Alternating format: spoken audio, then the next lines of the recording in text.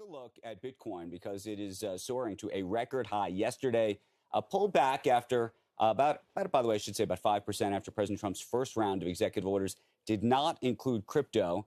We are joined right now by the CEO of the largest cryptocurrency exchange in the U.S., one of the biggest players globally. It's his first time here at Davos. Coinbase co-founder and CEO Brian Armstrong, in from Washington, where you were just with the whole gang over the weekend. Nice to see you. Yeah, thanks for having me, Andrew.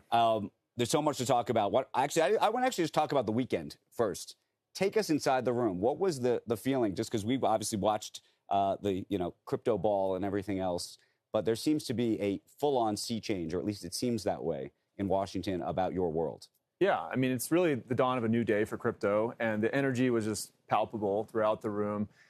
You have to remember, I mean, the last 4 years, we really felt like we were being attacked by this administration, and they tried to weaponize the lack of clarity in the rules to, really push back even on the good actors, right? There were some bad actors too, to be fair, but they even really tried to go after the good actors, I think, like us.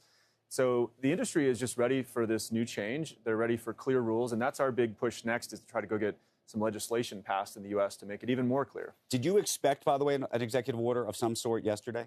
I mean, that seems to be a little bit of the indication of what happened to the extent we're looking at Bitcoin's price as a signal of something. Yeah. It's been one day. I'm not too worried. What is the executive order that you're looking for?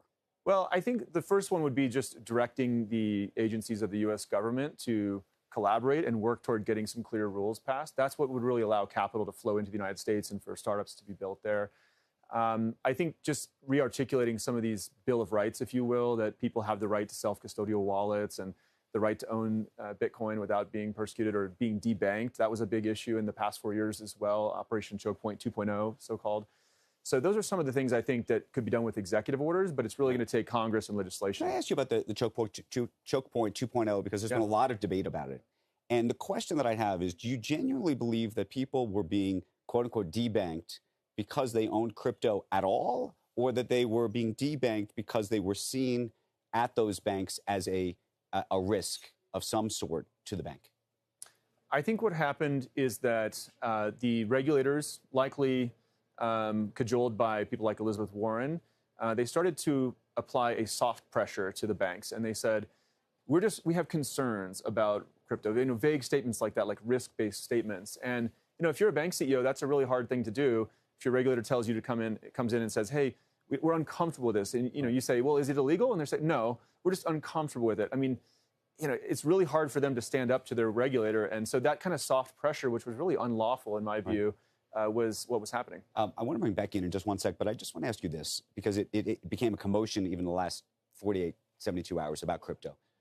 What is your feeling about the Trump family's involvement in crypto? And specifically the idea, obviously, that President Trump put out a meme coin that was at some point worth, tens of billions of dollars. Melania doing the same. There are some people, even inside crypto, that I've seen who are very critical of those decisions because they look like an enrichment of the president. Mm-hmm.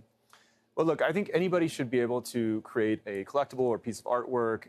There's lots of different types of crypto commodities. There's hopefully securities in the future, but these kinds of collectibles or meme coins, I think, is something that anybody should be able to put out there. As Coinbase, we don't really try to take a position or recommend any one asset versus another. We really just try to look at what are our minimum listing standards from a compliance and legal point of view, and then we let the market decide. But just the concept of there's sort of two components. The concept of a meme coin, is that good or bad for crypto? Meaning, if enough people participate in that and ultimately lose, because more people will lose than win for the most part in these types of things. And then the fact that the President of the United States and his family, his sons are obviously involved in a project themselves. Does that concern you? Well, the thing about meme coins is you have to remember a lot of technology innovation, things start off looking like a toy, right? Think about the early internet, and people were putting silly animated GIFs and like photos of cats and things. And it turned out to be much more important than that, right? And so you always have to be a little cautious. Like with meme coins, it's not something I'm personally like trading all the time. I'm not particularly interested in it, but it could evolve into something very powerful. And so you always have to kind of keep an open mind about these things. And the family part? Like I said, I think anybody should be able to go and do this. I don't have too much of an opinion on that. Becky's back in Washington, where you just were. Becky?